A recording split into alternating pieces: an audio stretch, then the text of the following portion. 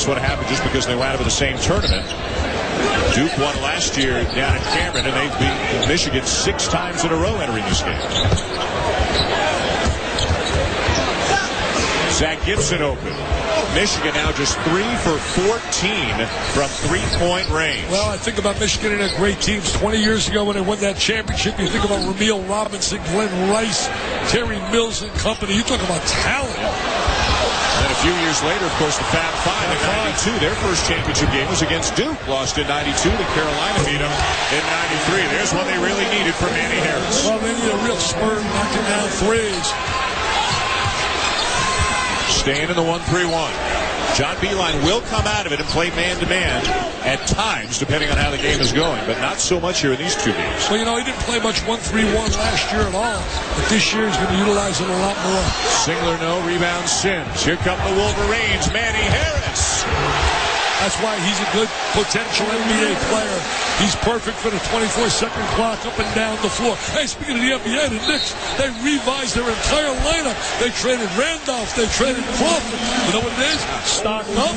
They're playing well. Unload those salaries, and let's hope to have some cash for LeBron James.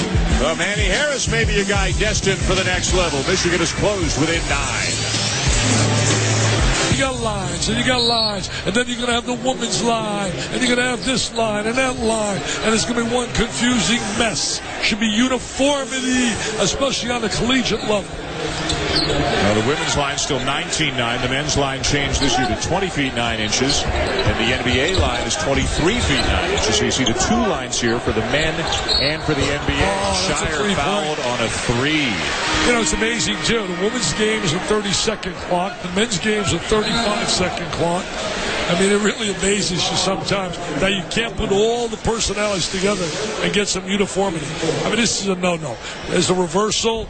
Now you're going to foul a great free throw shooter. I mean, he's like automatic going to that line. Zach Novak the foul. John Shire will shoot 3 free throws. When we come back, timeout on the floor. Duke up by 9 and heading to the line. And we're back here at Madison Square Garden, New York City. Dan Schulman, Dick Vitale, Doris Burke. Duke by 9.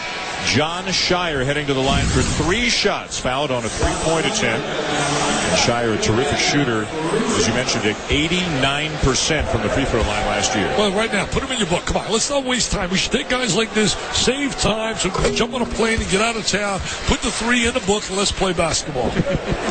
It's all about jumping on the plane. Huh? Hey, Mike Mussina, I couldn't believe it that he said no here in New York.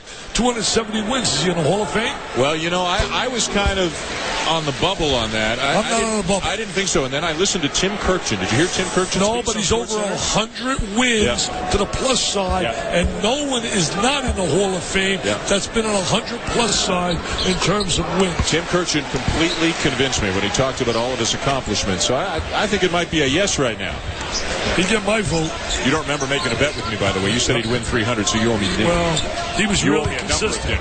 You know, he's over for 100 wins in terms of when you talk about winning more games than he's lost. Another deep 3, several feet behind the college line, missed by Kelvin Grady. Talking about wins, right now, Mike Krzyzewski at 807 is starting to close the gap. He's less than 100 away from our buddy and our colleague, Robert Montgomery Knight at 902, Dean Smith 879, Rupp 876, and Jim Phelan, who's getting inducted into the College Hall of Fame, former St. Mary's coach at 830. Shire in some traffic.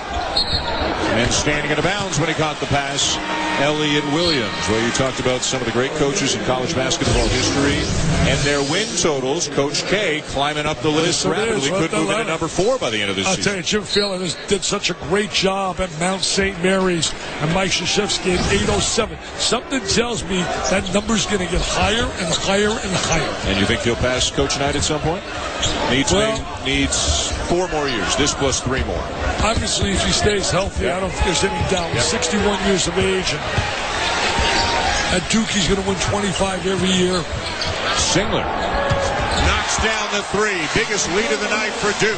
You know, everybody here wants to show they can shoot the NBA 3. I think they really are infatuated to show their range as a shooter rather than take the better shot. John Beilein needs another timeout, and the Duke bench explodes as the Blue Devils have extended the lead to 15. Well, they got that great spurtability, as Clark Kellogg would say, the great spurtability. As he said, Davis, our buddy from Sports Illustrated, right here next door.